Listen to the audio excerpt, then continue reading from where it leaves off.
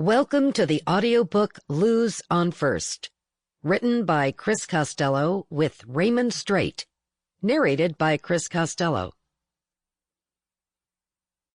It was important to tell my dad's story the way it was, to unravel all of the myths and the misconceptions and share him as a father, husband, son, brother, uncle, friend, and the comic who, along with Bud Abbott, became one of the most memorable teams in the history of show business. I realized that I could not write his story alone, as I only had him for a very short time, but those who knew and worked with him could. So to accomplish this, I took 4 years, interviewing over 250 people, from his boyhood friends to family to the many people who worked on their films, including co-stars, directors, producers, writers, even crew members. I researched archival material, newspaper and magazine articles, poured through boxes of family scrapbooks, letters, universal contracts, and more. I was on a mission to tell his story in a fair and accurate way. As I would sit and transcribe every word from the many interviews I conducted, I came to realize that another journey was beginning to unfold. It was mine. I was only 11 when my dad died in 1959, and 9 months later, at the age of 12, my mother followed.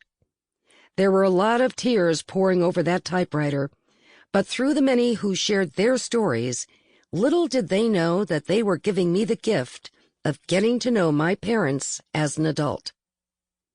Television talk show host and entertainer Steve Allen offered to write the foreword to my book.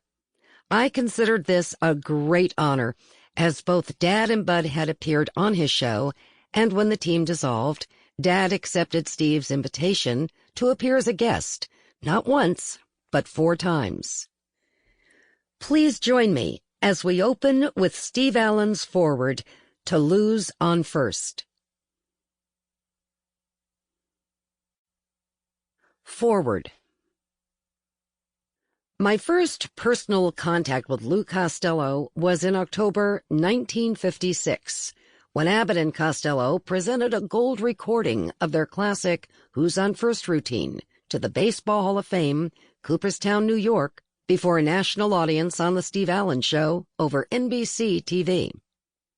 A year later, about the time Lou Costello split with Bud Abbott, he appeared on my show and did routines with our regular gang of comics, Louis Nye, Don Knotts, and Tom Poston.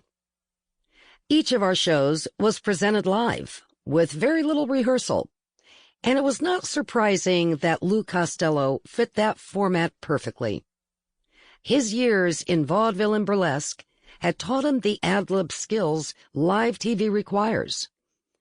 I had seen Abbott and Costello on film in the 40s, when the team was in its heyday, and I was a young man in radio. But it wasn't until the late 50s, after having been personally involved in television with its array of talented guests, that I was more fully able to appreciate Lou Costello's remarkable brand of comedy. The Abbott and Costello team portrayed a relationship between a smart guy and a dumb guy, a type of comedy duo of which there were many in vaudeville. Abbott played the role of a very knowledgeable and authoritative character who was very quick and was always bossing around an apparently uncontrollable character, Lou Costello. Most of the comedy of such a relationship comes from the fact that the so-called dumb character wins out anyway.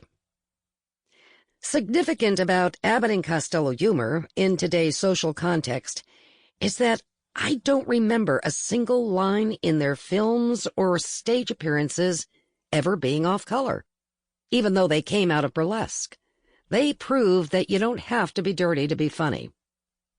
Only a very talented team like Abbott and Costello could have survived the transition from burlesque and vaudeville to radio to films to television to nightclubs over a period of 22 years. No list of great comedy teams would be complete without the names of Abbott and Costello. They left a legacy, and fortunately, we can still see their films on television today, and I'm Sample complete. Ready to continue?